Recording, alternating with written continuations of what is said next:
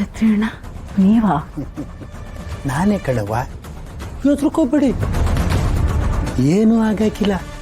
ಆದರೆ ನೀವು ಹಂಗೆ ಒಳಗೆ ಕುಂಟೋದ್ರೆ, ಇಲ್ಲ ಅಂದರೆ ಏನಾಯ್ತದೆ ಅಂತಲೇ ಗೊತ್ತಿಲ್ಲ ಕಣವ್ವ. ಅದಕ್ಕೆ ಒಳಗೆ ಕುಂಟೋಗಿ. ಛತ್ರಿಯಣ್ಣ, ಯಾರ ಜೊತೆ ಮಾತಾಡ್ತಿದ್ದೀನಿ ಅನ್ನೋ ಗಮನ ಇದೆಯಾ ನಿಮಗೆ? ಎಲ್ಲ ಗೊತ್ತಿದ್ದೆ ಕಣವ್ವ, ನಾನು ಬಂದಿರೋದು ಅದಕ್ಕೆ.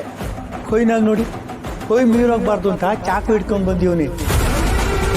ನಾನೇ ಮಸ್ಕೊಂಡು ಬಂದೀವ್ನಿ. ಒಳ್ಳೆ ಅರ್ಥವಾಗದೆ.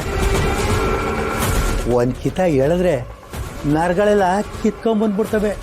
ಹಂಗಾಗ್ಬಾರ್ದಲ್ಲವ್ರ, ಅದಕ್ಕೆ ಒಳಗೋಗ್ಬಿಡಿ. ನೀವು ಹೀಗೆ ಮಾಡ್ತೀರಾ ಅಂತ ಅನ್ಕೊಂಡಿರ್ಲಿಲ್ಲ.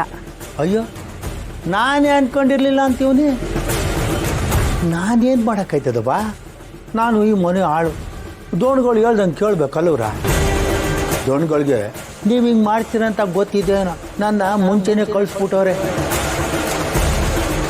ಅಂದ್ರೆ ಅವ್ರಿಗೆ ಶಿವ ಮನೆ ಹರಾಜಾಗ್ತಿರೋ ವಿಷಯ ಗೊತ್ತಾ? ಅದನ್ನ ನನ್ನ ತಾವು ಕೇಳಿ ಏನು ಪ್ರಯೋಜನ ಇಲ್ಲ ಕಣ್ರವ. ಈಗ ಒಳಗೆ ಹೋಗ್ಬಿಡಿ. ದೋಣ್ಗಳು ಬಂದ ಮ್ಯಾಕೆ ಅವ್ರು ತಾವೇ ಕೇಳ್ಕೊಳ್ಳಿ. ನಾವೀಗ ಒಳಗೆ ಹೋಗಲ್ಲ ಅಂದರೆ? ಅವರೇ ನಿಮ್ಮ ತಾವ ನಿಮ್ಮ ಕೈನಾಗೆ ಅನ್ನ ಇಕ್ಕಿಸ್ಕೊಂಡು ಉಂಡಿವ್ನಿ. ಅದೇ ಕೈನಾಗೆ ನಿಮ್ಗೆ ಚುಚ್ಚಬೇಕಾಯ್ತದಲ್ಲ ಅಂತ ನೋವು ಆಯ್ತದೆ. ಅಚ್ಚೆಯ ಒಳಗೆ ಹೊಂಟೋಗಿ ಹೋಗ್ರವ.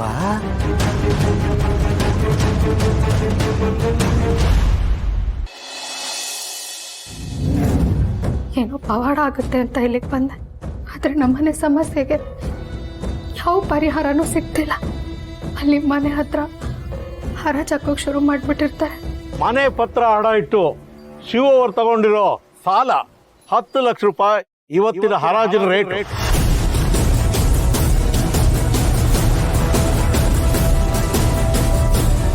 ನಿಮಿಷದಲ್ಲಿ ನಮ್ಮನೆ ನಮ್ಮ ಕೈ ತಪ್ಪು ಹೋಗ್ಬೋದು. ಯಾಕಮ್ಮ, ಯಾಕಿಷ್ಟು ಸತ್ತಾಯಿಸ್ತಿದ್ಯಾ? ನೆನ್ನೆ ಮರ್ತ ಹತ್ರ ಆಡಿರೋ ಮಾತನ್ನು ನಂಬಿ ಇಲ್ಲಿಗೆ ಬಂದಿದ್ದೇನೆ. ನಿನ್ನ ಮನೆ ಸಮಸ್ಯೆ ಬಗೆಹರಿತದೆ.